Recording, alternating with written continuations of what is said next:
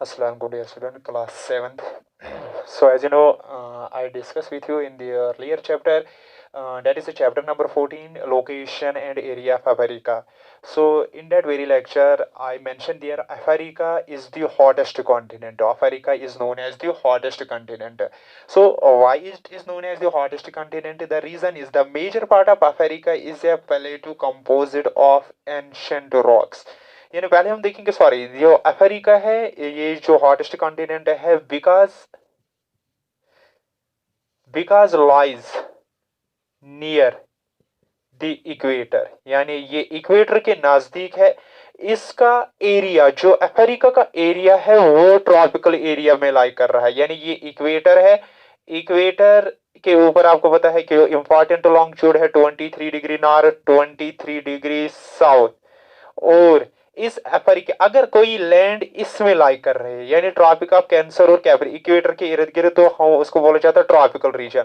जो area earth का ये होता है ट्रॉपिकल, यानी 23 degree north, Tropic of Cancer से लेके कैप्रिकॉर्न, इनके बीच में होगा, ये बहुत ज्यादा गर्म होता है। यानी almost through out the year बाकी रिलेटिव एरिया से गर्म रहता है, क्योंकि यहाँ रेज वर्टिकल होते हैं throughout the year almost. और यहाँ पे आप देखो जो एरिया ये बाहर है ट्रॉपिक ऑफ कैंसर, और यहाँ से ये उतना ज्यादा को यानी गर्म नहीं होता है, ये इलाका उतना ये इंटरमीडिएट होता है। यानी यहाँ से 66 1/2 साउथ यानी एंटार्क्टिक सर्कल, या 66 1/2 नॉर्थ। इसके बाद में जो यहाँ पे एरिया है नॉर्थ पोल और साउथ पोल, ये वेरी कोल्ड होता है। यहाँ बहुत ही कम टेम्परेचर होता है थ्रू आउट द ईयर, यहाँ विंटर्स होते हैं, लेकिन इसमें इंटरमीडिएट होता है, इनको बोला जाता है टेम्परेट। जो मैंने सर्कल से किया है, तो जो कंट्रीज यहाँ पे होंगे इस सर्कल एरिया में, यानी यहाँ कैंसर और इस आर्टिक सर्कल और कैप्रिकॉर्न और एंटार्क्टिक सर्कल के दरमियान होंगे, वहां तो इंटरमीडिएट होगा, तो वहां ज्यादा हॉटेस्ट नहीं। लेकिन जो कंट्रीज यहाँ पे होंगे इक्वेटर के आसपास, इसको बोला जाता है ये ट्रॉपिकल एरिया में लाइक कर रहा है, तो वहाँ गर्मी ज्यादा होगी। जो टेम्परेट में होगा वहाँ कम गर्मी होगी, और जो पोलर जोन में होगा वहाँ पे बहुत ही कम होगी, यहाँ पे यानी through out the year cold होगा।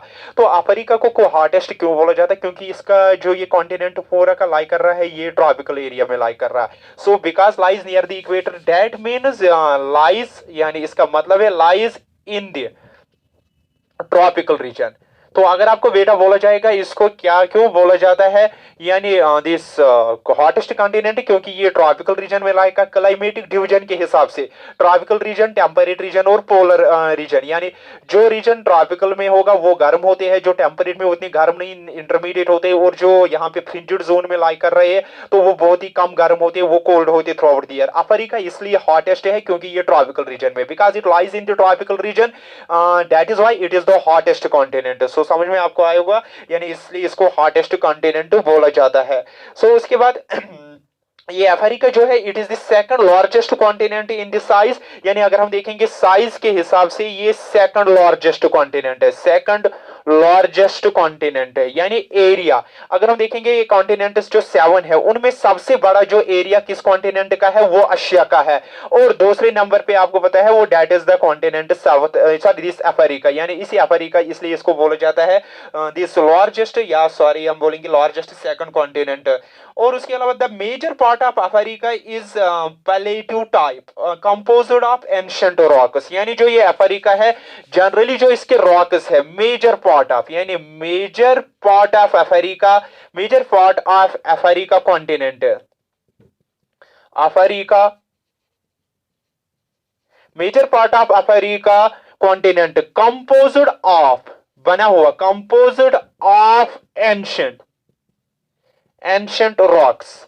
अब देखो ये एंशिएंट रॉक्स क्या होते हैं, यानी जो मेजर पार्ट ऑफ अफ्रीका है ये बना हुआ है एंशिएंट रॉक। जो अफ्रीका की लैंड है, अफ्रीका की जो दिस जमीन है वो एंशिएंट रॉक से बनी हुई है। एक्चुअली हम रॉक्स को दिस क्लासिफाई करते हैं मेटामॉर्फिक, इग्नियस और सेडिमेंट्री, वो अलग क्लासिफिकेशन है। यहाँ पे on the basis of age, यानी एज के बुनियाद पे भी हम रॉक्स को डिवाइड कर रहे हैं। कुछ रॉक्स बहुत ज्यादा पुराने होते हैं, ओल्ड होते हैं, कुछ आप देखो दिस कुछ रॉक्स ऐसे होते हैं जिनको खाली जो 60 मिलियन ईयर्स, या उनको बोला जाता है टेरिशरी रॉक्स होते हैं, गुंडवाना रॉक्स होते हैं। तो इसी तरफ एक टाइप ऑफ रॉक होता है, जैसे गुंडवाना रॉक्स है, टेरिशरी रॉक्स है, और उसके अलावा एंशिएंट रॉक्स है। एंशिएंट रॉक्स को माना जाता है ओल्डेस्ट ओल्डेस्ट रॉक्स, यानी ये बहुत ही पुराने रॉक्स होते हैं। ये कौन से? Ancient rocks. तो बेटा आपको याद रखना, अफ्रीका बना हुआ है एंशिएंट रॉक्स का, यानी ओल्ड रॉक। जो इसकी जमीन है वो बहुत से पहले, यानी बहुत अर्लियर टाइम से पहले। कितने अर्लियर टाइम से पहले? आप देखो 4 बिलियन ईयर्स, यानी 4 बिलियन ईयर्स से पुराने इसकी जमीन के अंदर रॉक्स है, यानी ओल्डेस्ट रॉक्स 4 बिलियन ईयर्स। सो एक पॉइंट आप याद रखो, 4 बिलियन ईयर्स एगो इसके रॉक्स बन चुके हैं, यानी इसकी जमीन के अंदर ऐसे भी पुराने रॉक्स होंगे। रॉक्स जो कल नए बन जाते हैं, जो आप देखो दिस रॉक जो होते हैं, कुछ रॉक्स आप देखो बहुत ही दिस कम एज के होते हैं, जिनको एक जनरली आप देखो 10 साल 20 साल वगैरह हो गए, हम उनको बोलेंगे यंग रॉक्स। लेकिन जो रॉक्स अफ्रीका की जमीन के अंदर हम देखते हैं कि वहां रॉक जो बन चुके हैं वो 4 बिलियन ईयर्स अगो, इसलिए हम इसको बोलते हैं कि इसकी जमीन के अंदर ओल्डेस्ट रॉक्स, यानी 4 बिलियन ईयर्स एगो वो पहले बन चुके हैं वो रॉक्स, तो हम उनको बोलते हैं एंशिएंट रॉक्स। ज्यादा देखने को मिलता है डोमिनेंसी यहाँ एंशिएंट रॉक्स, ज्यादा इसकी जमीन के अंदर एंशिएंट रॉक्स मिलते हैं। तो वो कितने पुराने होते हैं एंशिएंट रॉक्स? वो 4 बिलियन ईयर्स होते हैं। तो ये रॉक्स इतने अभी क्यों मौजूद है, ये चेंज क्यों नहीं हो गई? क्योंकि इन रॉक्स को, यानी एंशिएंट रॉक्स को आपको पता है चेंज भी होते हैं, इरोजन, यानी जैसे रनिंग वाटर, विंड या बाकी अदर ग्लेशियर्स इन रॉक्स को इरोड करते हैं, नए रॉक्स बन जाते हैं या बाकी। लेकिन इन रॉक्स पे, इन एंशिएंट रॉक्स पे कोई यानी सब्सिक्वेंटली ब्रोकन डाउन नहीं हो गई, ये अभी ब्रोक डाउन नहीं हो गई, इनको इरोजन का उतना असर नहीं हुआ इन पे। इरोजन तो हो चुका होगा लेकिन बहुत ही कम असर होगा इनको इरोजन से, तो जिसकी वजह से ये रॉक्स अभी भी मौजूद है, अभी भी इन पे कोई इरोजन का असर नहीं हुआ है। तो इसलिए आप देखो इतनी, यानी ये रॉक्स पुरानी मौजूद है। अगर कोई रॉक यानी जब वो डिकम्पोज हो जाए, जब वो इरोड हो जाए, वो रॉक तो नहीं रहेगी। लेकिन ये इतने पुराने रॉक्स क्यों है?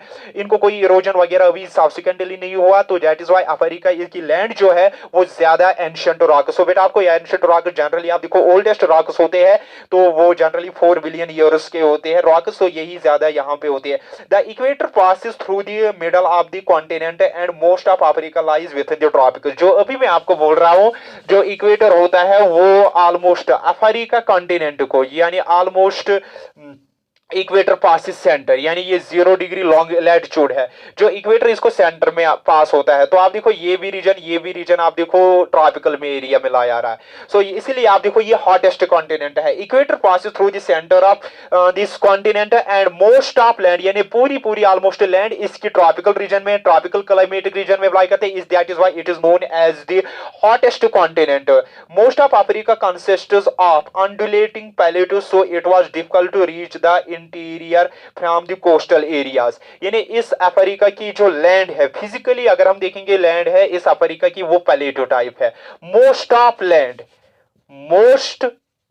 Of Africa, most of land of Africa is plateau type. Undulating किसको बोला जाता है बेटा? यानी most of land of Africa is plateau type undulating हम बोलते हैं जो लैंड अंडुलेटिंग, यानी वो लैंड जो एबल नहीं होगी, जिस पे आप देखो उस लैंड पे चलना गुजरना बहुत ही मुश्किल होगा, जहां बहुत ही ज्यादा रफ सरफेस होगी। यानी आप अगर हम देखेंगे इस अफ्रीका की जो ज्यादा लैंड है, यहाँ प्लेटो ज्यादा है, माउंटेन्स और हिल्स तो उतने ज्यादा नहीं है जितने यहाँ, या प्लेन्स उतने ज्यादा नहीं जितने यहाँ प्लेटो टाइप है, यानी टेबल टाइप है लैंड है। लेकिन ये ऐसे प्लेटो है जो अंडुलेटिंग है, जो चलने फेरने के काबिल नहीं है, जहां रफ सरफेस है, रगड़ सरफेस है इन प्लेटोस को। तो इसलिए हम बोलते हैं most of Africa consists of undulating plateau, so it is difficult to reach the interior from coastal area. So इसलिए कोस्टल एरिया से हमें डिफिकल्टी होती है कि अगर हम यानी अफ्रीका के इंटर में जाएंगे, सेंटर की तरफ जाएंगे, यानी कोस्टल एरिया से, क्योंकि बीच में हमें बहुत बड़ी रुकावटें आती है, वो बड़े बड़े प्लेटो जो है अंडुलेटिंग प्लेटो, जिनमें चलना फिरना बहुत ही मुश्किल होता है। इसलिए आप देखो रफ सरफेस की वजह से, अंडुलेटिंग मीन रफ सरफेस, यहाँ प्लेटो है, उन प्लेटो की सरफेस रफ है, तो जिसकी वजह से हमें गुजरना होता है कोस्टल एरिया से सेंटर की तरफ, हमें गुजरना बहुत ही मुश्किल होता है। So the reverse of Africa है मनी रैपिड्स एंड वाटरफॉल्स। जो रिवर्स ऑफ अफ्रीका होते हैं मनी रैपिड्स एंड वाटरफॉल्स, जहां पे भी रिवर्स होते हैं अफ्रीका के, यानी रिवर्स ऑफ अफ्रीका, यानी जो रिवर्स अफ्रीका में गुजर रही है